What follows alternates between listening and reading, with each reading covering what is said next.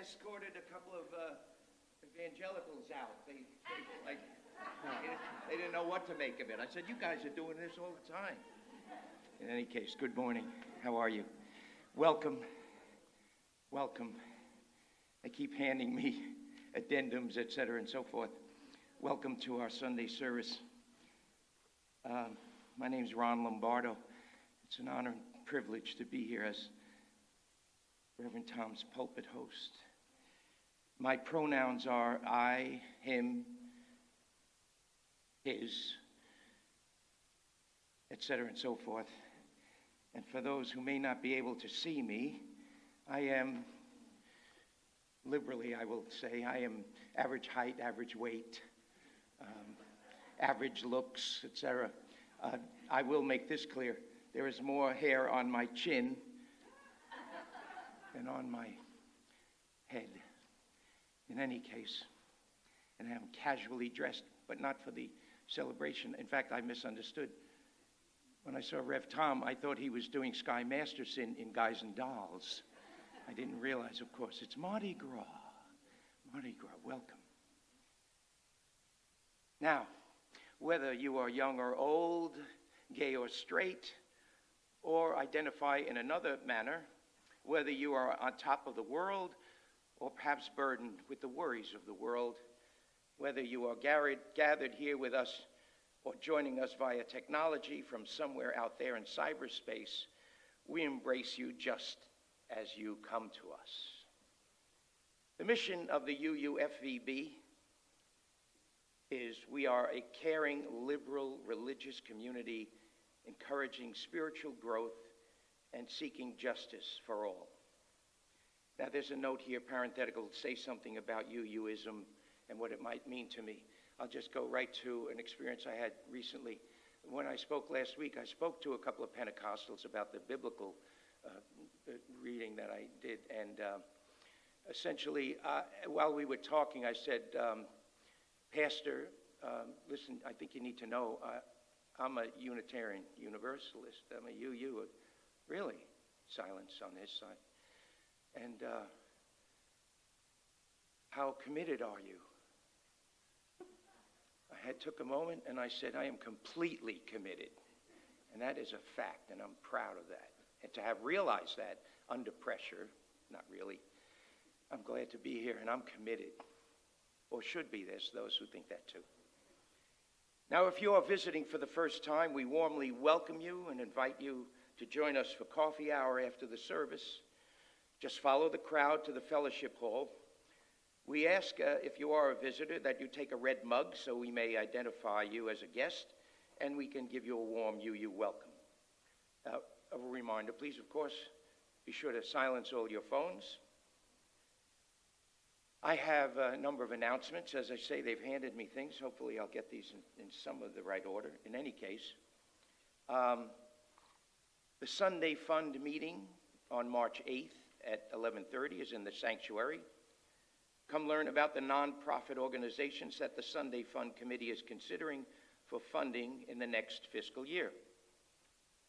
That's one. There's a photo booth in the lobby after service. You can update the directory.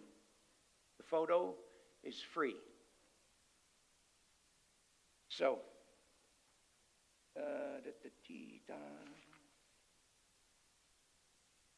please look around. Fun?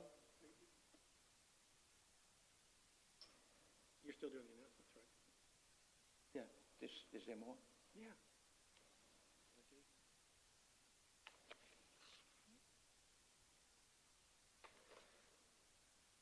Aha. Thank you. I have an addendum on this. If you are visiting for the first time, we welcome you, and if I repeat myself, forgive me. One of the announcements at next Sunday's sharing of sustenance, we will again collect food for those in need in Fellsmere. Contributions of food for the Farm Workers Association of Florida should include the following: canola oil, 32 or 48-ounce bottles, dry beans, rice, maseca, corn flour, food and toiletries of all sorts. The fridge, I don't know what that means. If you do, thank you. The fridge will also be appreciated. And also, please remember to turn in, this is important, yes, it's all important, but please remember to turn in your pledge cards.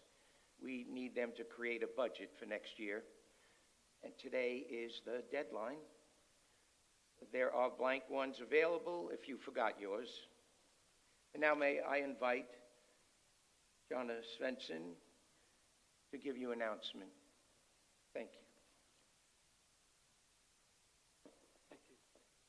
Thank you, Ron. Good morning, everyone.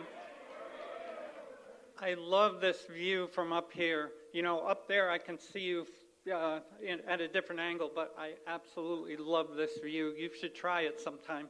You are the most beautiful humans that I've ever seen in my entire life, and I mean that from the bottom of my heart.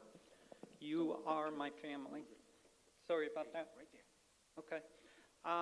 I would like to take a couple of minutes to fire you up about our next large event, which is the UUFVV auction, the annual auction.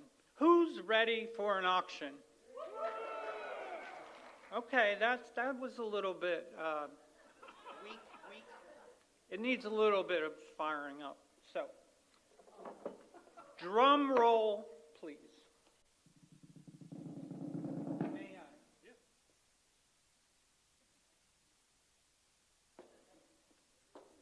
Who'll give me $100 for this beautiful hat?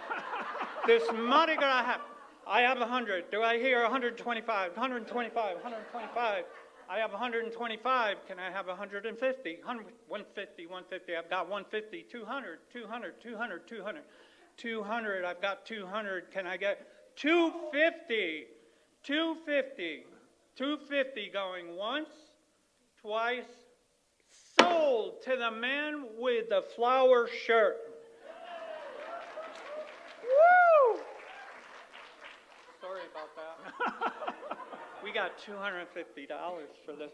Please see the auction committee manager, which is Minnie Fry. I've been trying to help her out with this auction, and she's doing a wonderful job. And you need to see her after this is all over. She'll be out in the lobby. She's got some tickets. She's got things to show you that we're going to be auctioning off.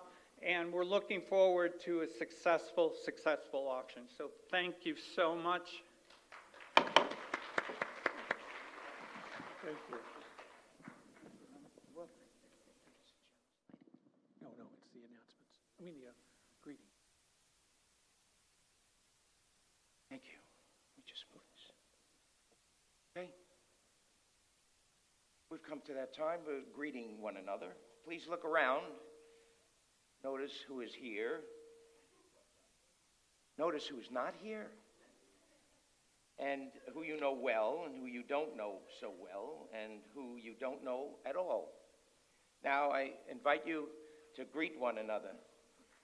Make a point to greet those that you don't know or don't know as well.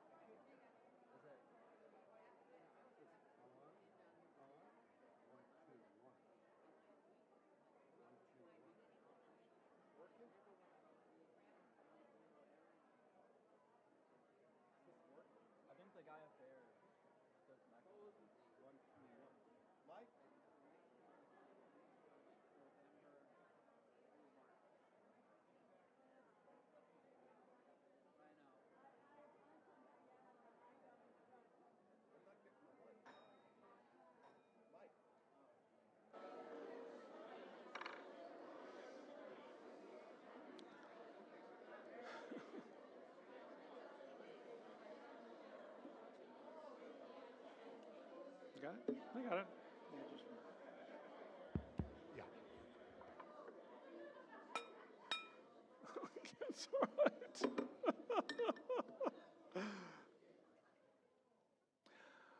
It is our tradition to light a chalice at the beginning of our service. Oh, to cut the introit. Don't do that. Okay.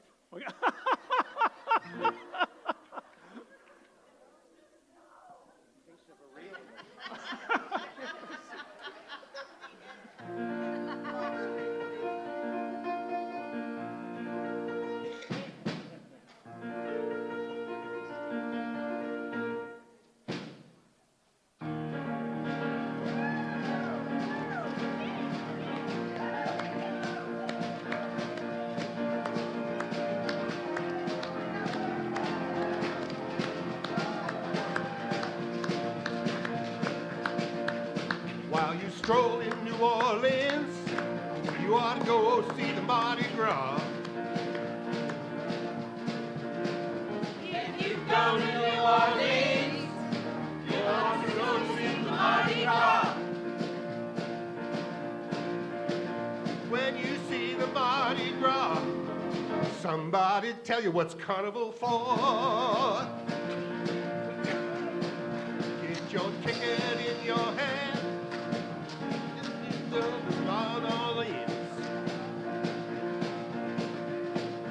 Get your ticket in your hand if you want to go to New Orleans. You know when you get to New Orleans, somebody'll show you the Zulu King. You will see the Zulu King down on St. Cloud and DeBear. You'll see the Zulu King down on St. Cloud and DeBear. And if you stay right there, I'm sure you'll see the Zulu Queen. Woo!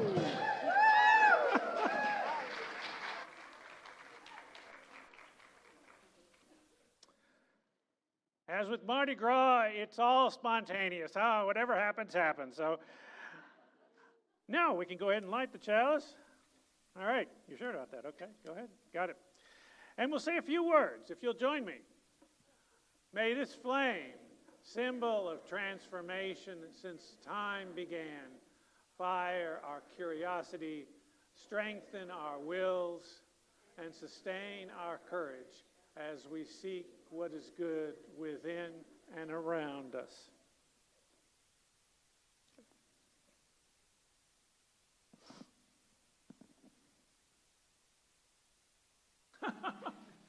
Please join us for our first hymn. We are the heirs of many ages, number 102, verses 1, 2, and 4. Rise as you are willing and able. Sure. Yeah, she like that.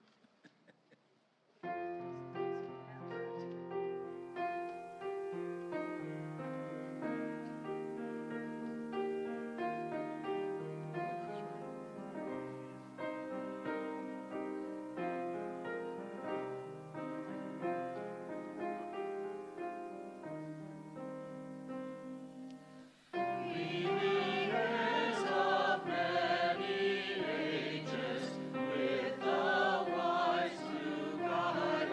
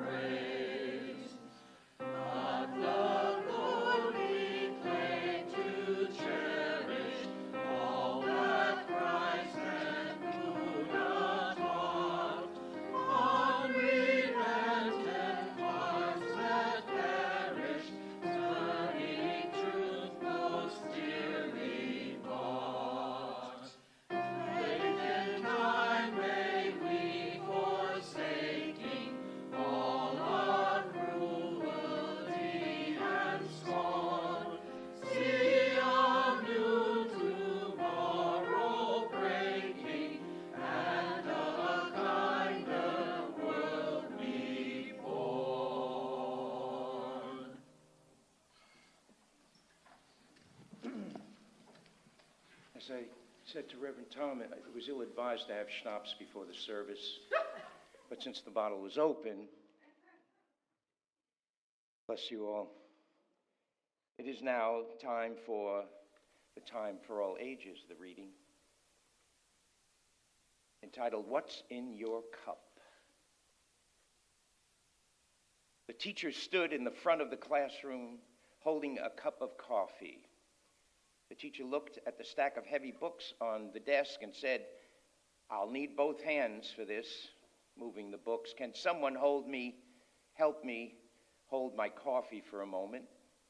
A student quickly jumped up and took the cup. As the teacher walked past, the teacher bumped the student's arm. Coffee spilled everywhere. The teacher turned to the student and asked sharply, why did you spill the coffee? Startled, the student answered, because you bumped me. The teacher paused, then smiled, shook their head. No, that is not why the coffee spilled. It spilled because coffee was inside the cup. The room grew quiet. If the cup had held tea, tea would have spilled. If it held water, water would have spilled. Whatever is inside the cup is what comes out when it gets shaken. Then the teacher looked around the room and continued. You see, what I'm trying to say is, life will shake you. It will bump into you when you're tired. It will surprise you when you're stressed. It will test you when things feel unfair. And when that happens, what spills out of you? Patience or anger? Kindness or harsh words? Gratitude or bitterness? Most of the time we blame the bumping, meaning we blame the other person, we blame the situation. But the truth is, the bump doesn't create what spills out. It only reveals what was already inside. So the real question should be, what or who bumped me? It's, what am I carrying in my cup? Have I filled it with gratitude, honesty, kindness, courage, with forgiveness, joy, and gentleness, and love for others? The teacher lifted up the cup and said, this is why it matters what we pour into ourselves. Because what's inside us doesn't stay inside us. It spills into our families, our classrooms, our friendships, into our world.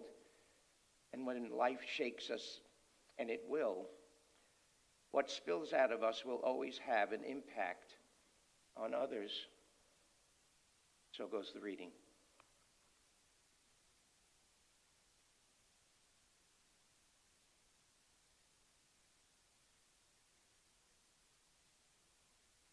Now it's time to sing our children out.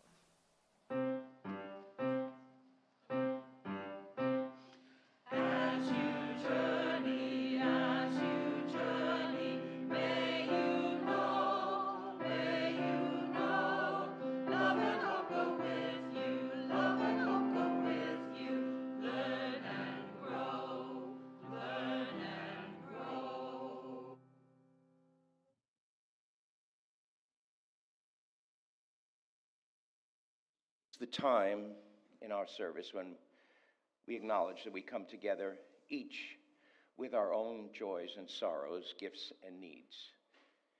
Before us is water, the very sustenance of life. Water can buoy you up, nourish, cleanse, and replenish you. It is the source of life, which creates beauty and the very making of tears. This community, like water, is the sustenance of one another's lives, especially when we remember the sacred obligation to buoy each other up in times of sadness, to nourish one another in times of want, to cleanse one another with acts of kindness and generosity, and to replenish one another when our hearts are weary or worn.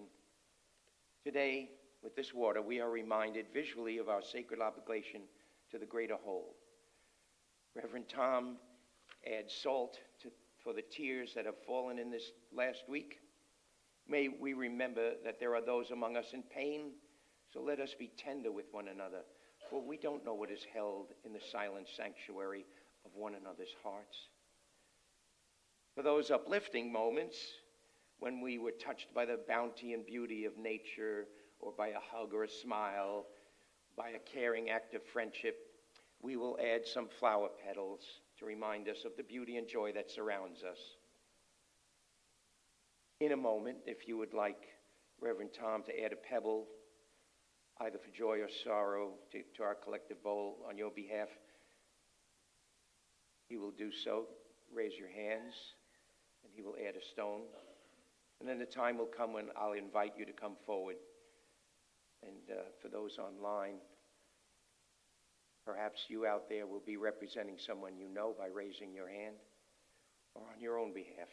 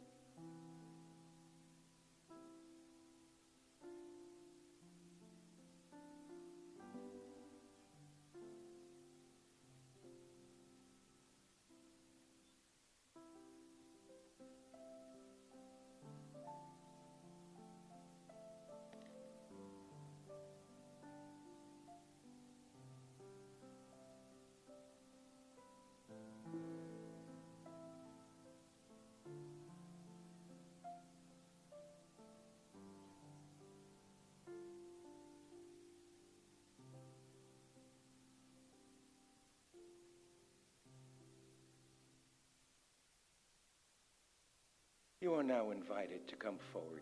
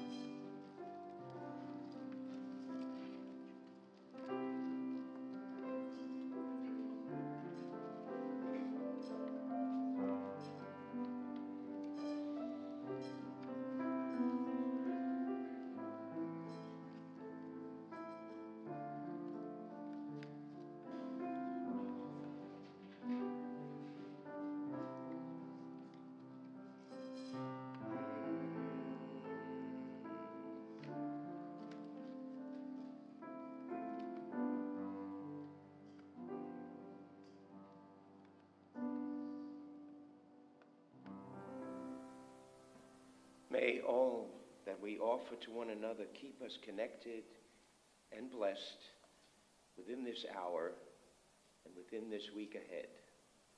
May it be so. Amen.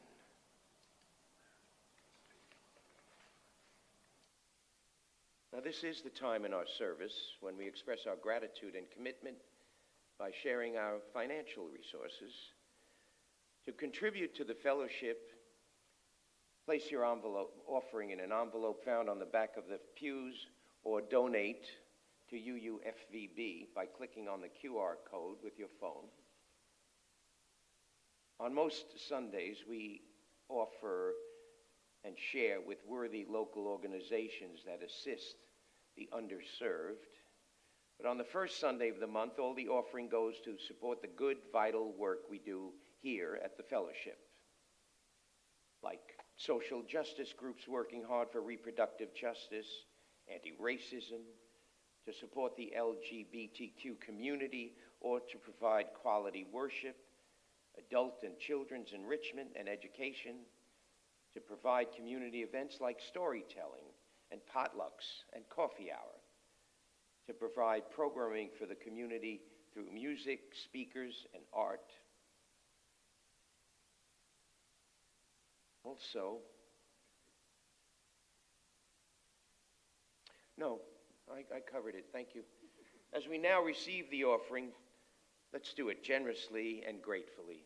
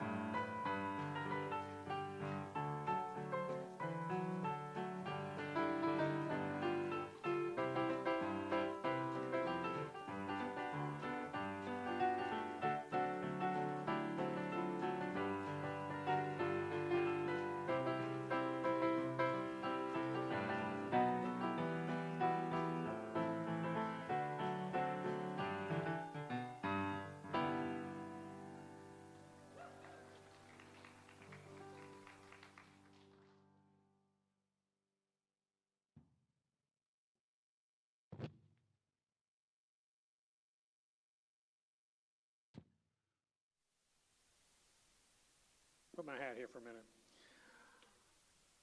So this is our time for prayer or meditation. And so I invite each of you to find a space that works for you to enter into this time. You might take a deep, slow breath. You might adjust yourself on the pew and get comfortable, get settled, ground yourself. You might close your eyes or leave them resting and turn your attention within yourself.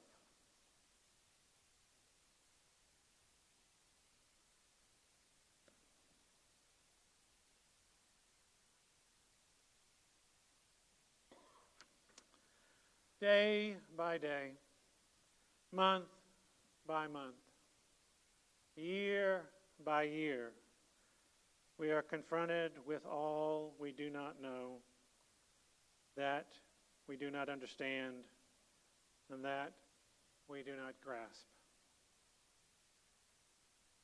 Sometimes when these things happen,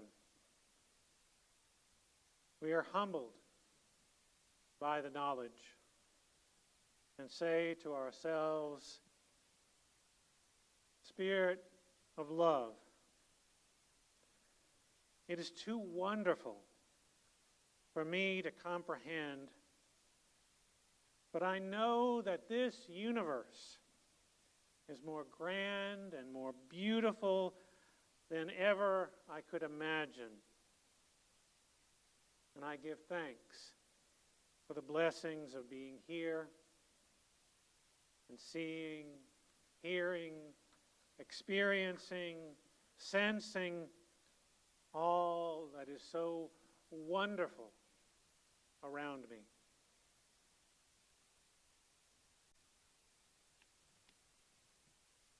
Yet sometimes we are saddened by this knowledge and say to ourselves in our own hearts and minds, "O merciful Spirit,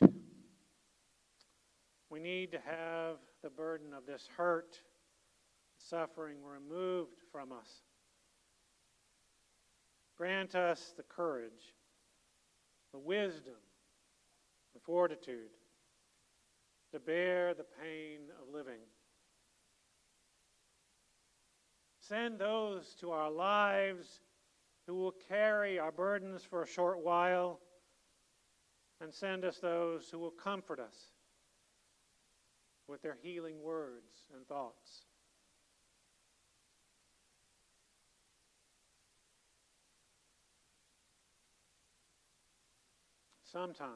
Sometimes we are angered by this knowledge and say within ourselves, in the name of justice and compassion, if it is to be in our power, give us the strength and ability to right the wrongs. For we do not, nor does any person in the world, deserve this. And sometimes we are made joyous by this knowledge. And we say within ourselves, and we feel, Spirit of life, we are blessed by this world. We rejoice and cheer for this glorious life.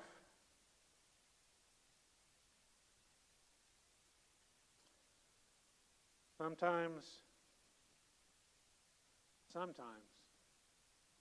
we are made curious by this knowledge. And within us we say, holy and inexplicable is this life. I have no idea what happened or how it happened, but somehow, some way, something changed. And I am free to explore new ways of being. Please let me continue to search for the unknown within myself and around me.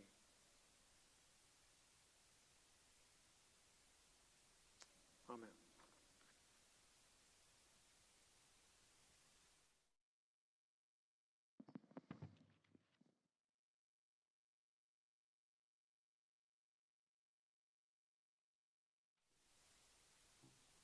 Here we go with that energy change again. Ready to Mardi Gras Mambo.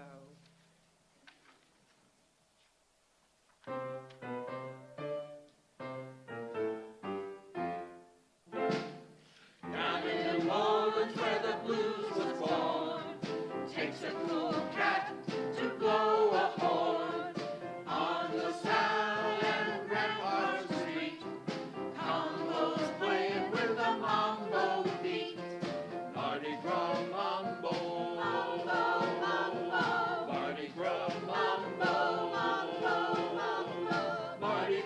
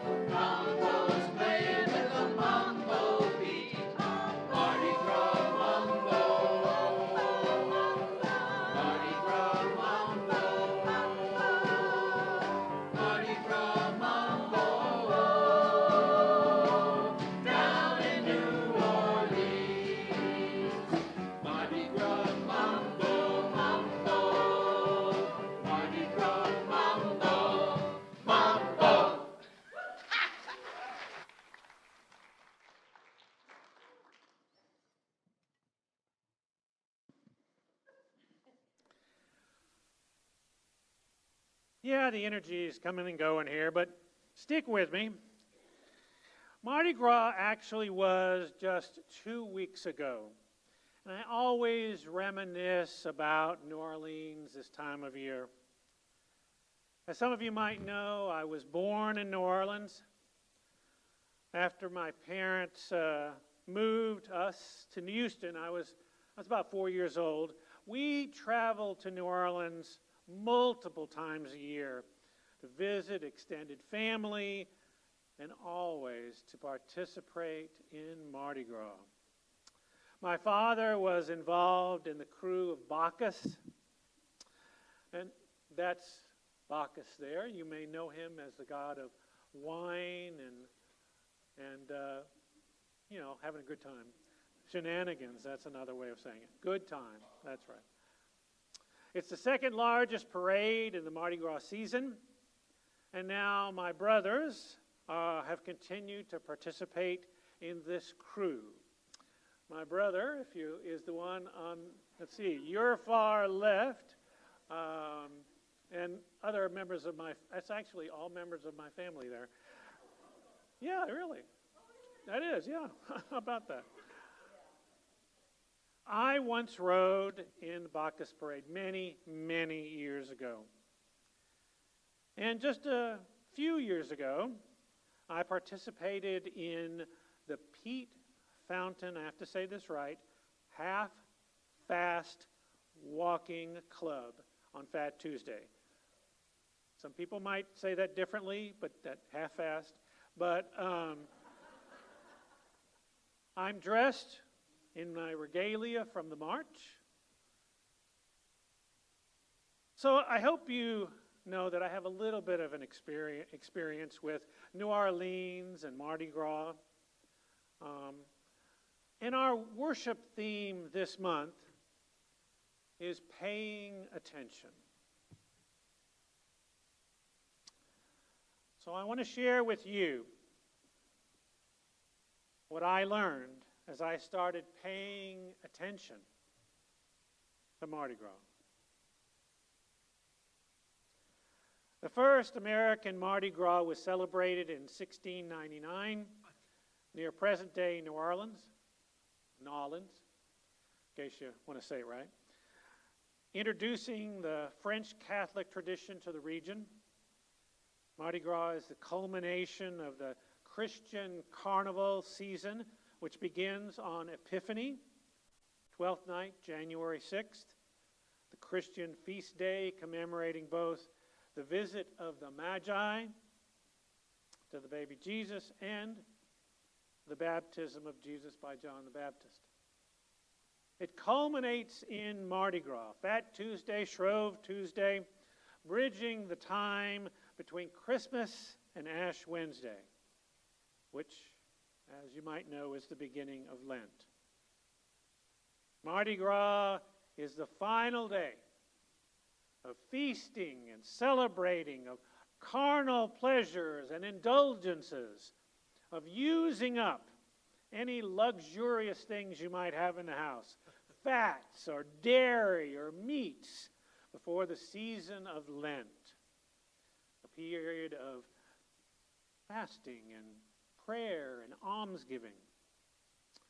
Many Christians do not acknowledge Mardi Gras as part of their religious tradition, and certainly don't support the indulgences and, shall we say, out-of-control behavior that have come to be part of the celebration. In an article in Christian.com called Five Mardi Gras Traditions Christians Can Celebrate. Sophia Bricker writes, although Christ followers will not agree with the many ways that we celebrate Mardi Gras, we can still appreciate what is good while setting aside what is bad. She talks about the traditional colors of New Orleans Mardi Gras. Y'all know what the colors are? Green, gold, purple. Yep, green, gold, and purple. Green stands for justice. Oh, sorry. Purple stands for justice, green for faith, and gold for power. King cake connects this day to Epiphany with liturgical churches celebrating the visit of the Magi, offering gifts, as I mentioned earlier. The symbolism remains today in the inclusion of a little plastic baby baked inside the king cake, which symbolizes Jesus. It's a little scary to me, but I have to tell you, I'm a little bit ambivalent about any sort of Christian apologetics for Mardi Gras. While there is certainly some historical grounding in Christianity for the origins of this celebration, I don't remember anything said in my family connecting Mardi Gras, Epiphany, and Lent, other than the baby Jesus being in the king cake, which didn't make any sense to me. All I knew is if I got the baby in the king cake, I'd have to buy the next king cake. I don't know how that relates to Jesus. I don't get it. My family and I, we grew up in a Catholic church, and even though we didn't, talk a lot about Jesus during Mardi Gras, Lent was really powerful. I mean, we had to honor Lent. We all had to give up sweets and eat fish on Fridays. But I never heard from the pulpit, I never heard from my parents about anything connecting Mardi Gras and Lent, other than the day. I mean, it was that Mardi Gras celebrated the day before Lent, on Ash Wednesday. So, I don't think of this connection. As a matter of fact, now, Mardi Gras is much more of a secular, fun day, or days as it's celebrated now. And it was a secular celebration for me. I mean, when I was a little kid, I'd be out there saying, "Throw me something, mister!" Which, if you went to Mardi Gras, you'd know that's what you're supposed to do. I yelled this to the crews on the floats until my voice was hoarse. I loved the beads, doubloons, toys, all thrown from these floats. I have a couple on right now. And if someone were to get their hands on beads that I was trying to grab, I had my hands on them, and it was terrible. We would just both pull and break the beads rather than give them up. It doesn't say a lot about me positively, but I would run after the beads and doubloons, even putting myself at risk of getting hit by a float or a horse or some person.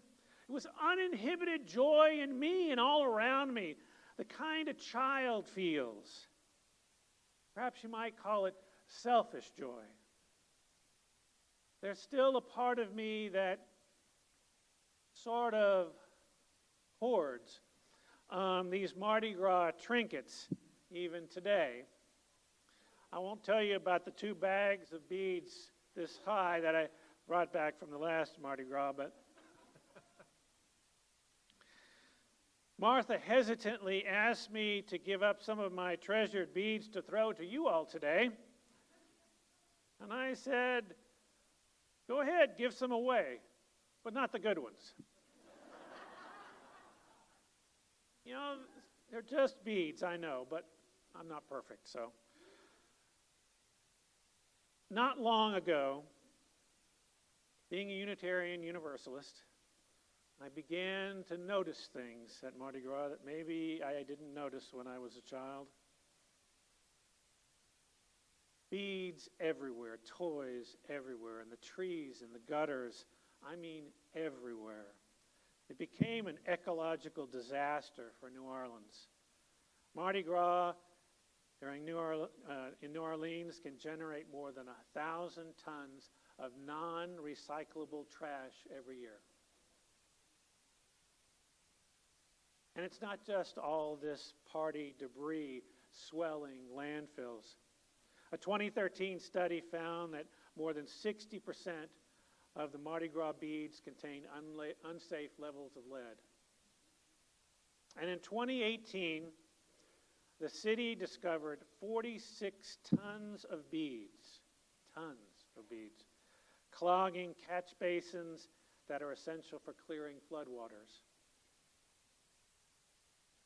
As an adult, I'm more aware of these things, sensitive to them, hoping that something could be different.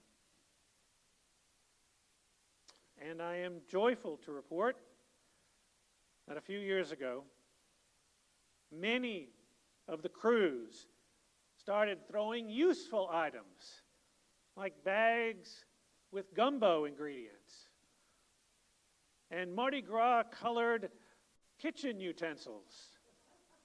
Those are useful, right? And plantable, biodegradable beads. That's great. Fabulous. I still would probably fight for them, but they are things that I think people would actually use, and I guess you could plant your beads now. Mardi Gras has a rather complicated history, though. And for years, I never paid attention to the racism that undergirds the celebration that I've joyfully loved since childhood. Although early on, I did ask a few questions that were brushed aside by adults in my life. One of the things I first noticed were the flambeaux. Black men carrying oil-filled canisters on sticks lit to light the parades. I wondered why only black men were doing this, and why people were throwing coins at them, which they stopped and picked up.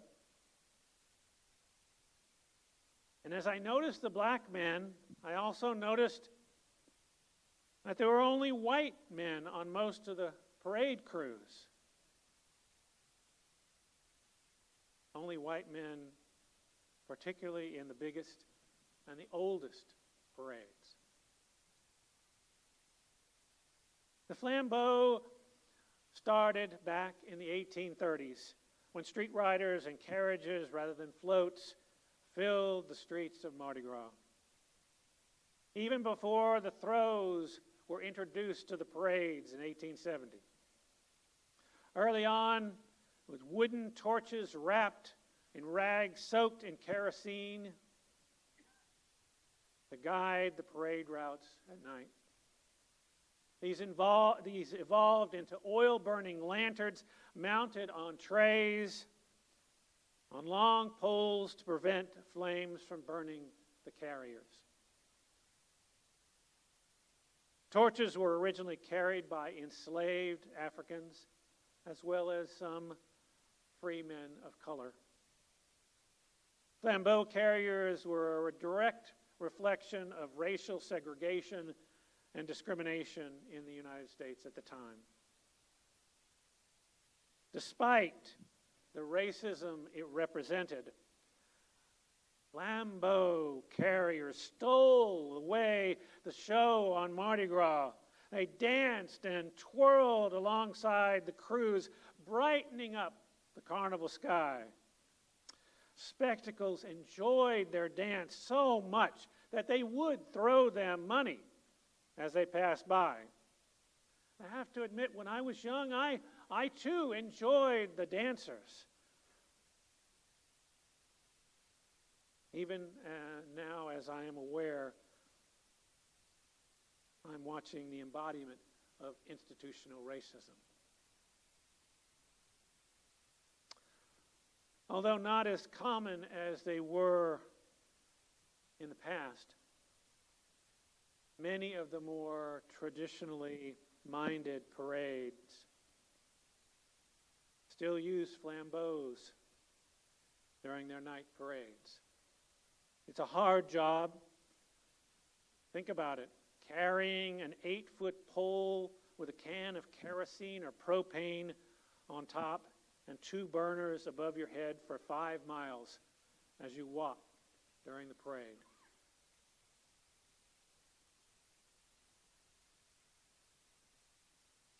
The first parade to ever hit the streets of New Orleans, the Mystic Crew of Comus, specifically forbade black people from participating or even attending the event. Mardi Gras was heavily segregated from the late 19th century through 1991, with elite whites-only crews excluding black residents from participating, initially even attending. The system reinforced racial hierarchies until a 1992 city ordinance forced desegregation of the crews, leading some, like the crew of Comus, to stop parading evermore. There is still widespread racism and segregation in Mardi Gras. Yes, I know that there are women's crews now, Iris and Muses, and the black community has their crew called Zulu, but the vast majority of crews are comprised of white men only. Even the walking club I participated in were all white men. You might ask why. Well, certainly normalized institutional racism, but also the expense. The amount of money to pay to have a float built, for costumes, for throws, to host parties, a huge ball at the end of the parade, and all the crew dues were prohibitive for most people. I rode once in the crew of Bacchus. I saved my money for over a year and put out more than $10,000. And my father put up at least that much, probably more, to complete the amount I had to pay to ride in the parade. A regular person could never possibly afford to ride. And if they could afford it, the crews are invitation only.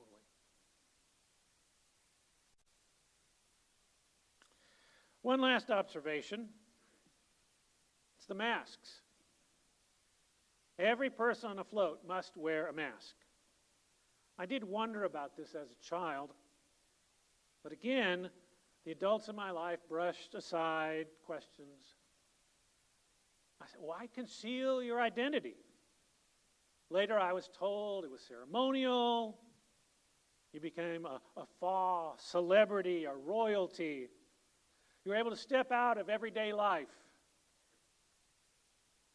But what I saw was white men hiding their identity, like some member of the Ku Klux Klan.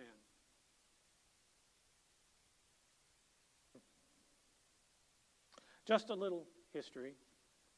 When black people were banned from celebrating Mardi Gras, they started to wear masks to conceal their racial identity. But eventually the trick was found out by the government, who would ban masks statewide, a law that is still applicable today.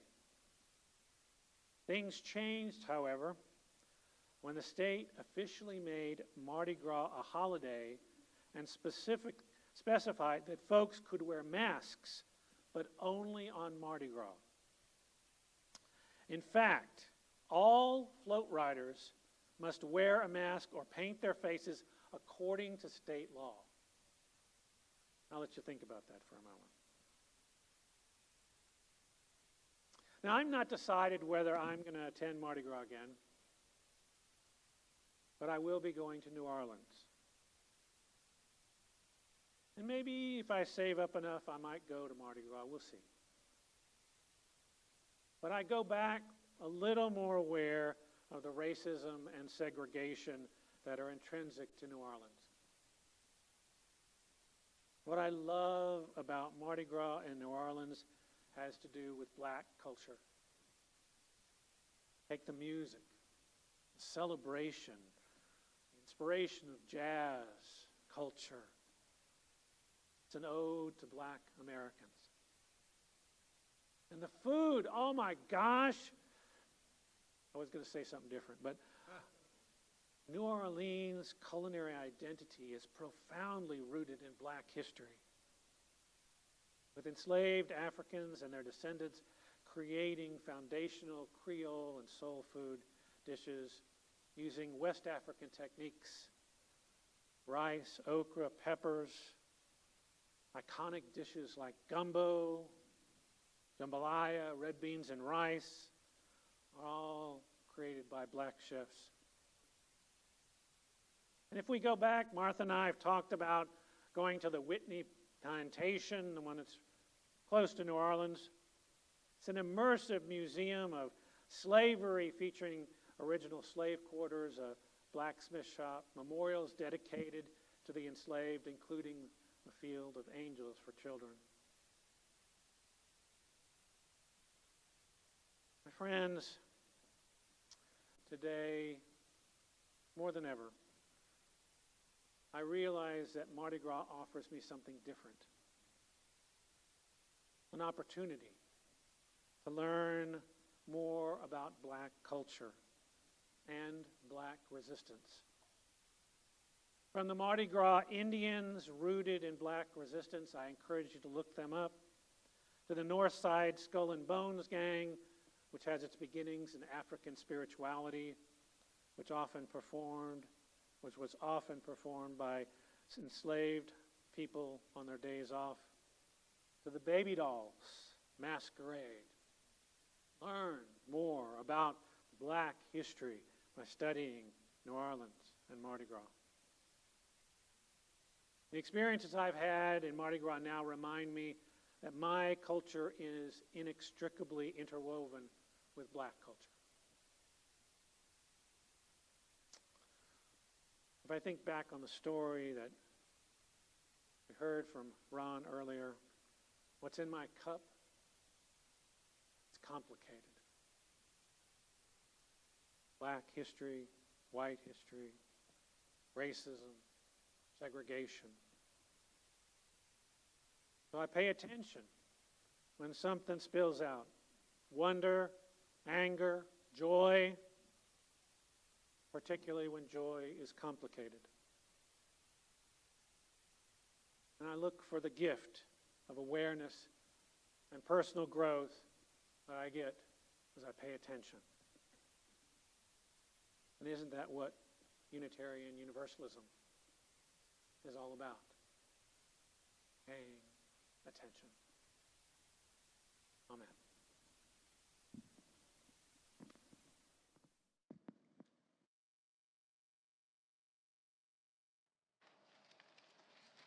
Please join us for our final hymn, We Laugh, We Cry. We can sing verses 1 and 4. Rise and body your spirit.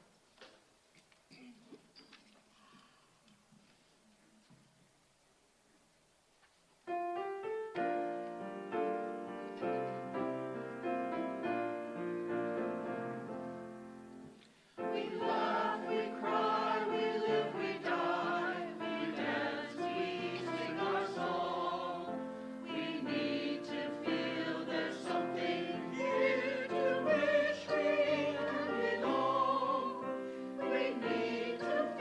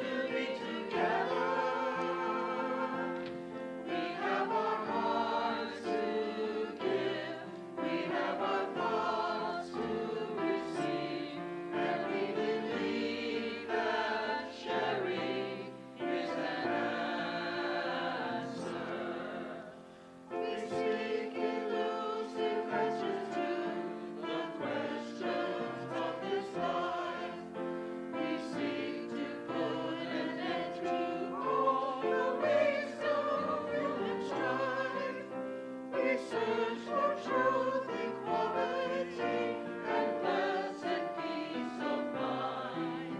And then we come together here to sense of what we find. And we believe in life and in the strength of love. And we have found our joy being together. And in our search for peace, maybe we'll finally see, even to question truly is an answer. Now may our wisdom show itself in compassion and understanding, and may the fruits of the Spirit be apparent in our lives as we go back out into the world. Share who you are. Spill a little bit, feel a little anger, joy, and wonder, and do something with it. Amen. Amen.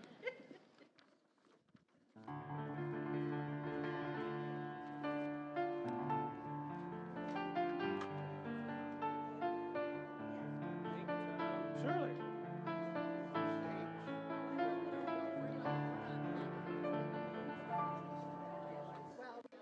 Ken? Doing well, thank you. Hey, all right. Oh, good. I got you. Thank you. Learned a little bit about Mardi Gras today. Yeah, we did. The food looks really good. Huh?